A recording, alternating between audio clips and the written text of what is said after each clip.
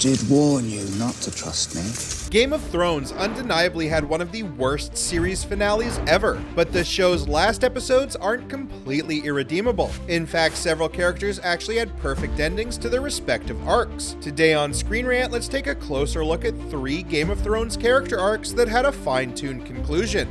I am Lord Protector of the Vale, and I command you to escort me safely back to the Eyrie.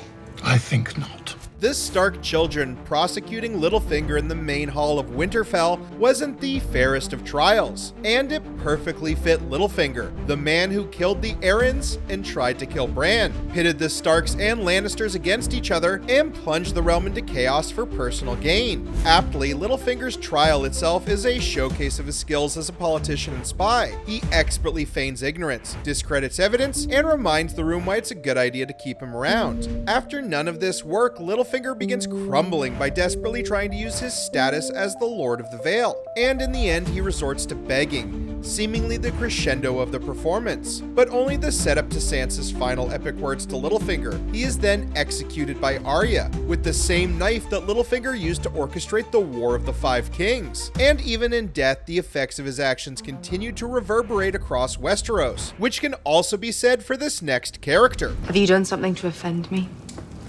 Many things. Long ago and long forgiven. But you did forgive.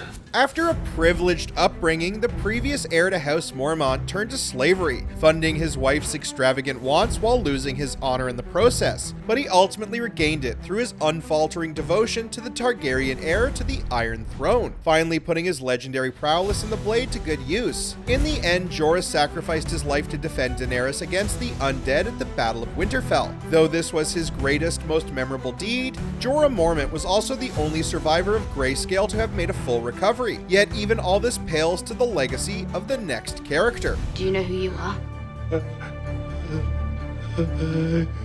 You're no one.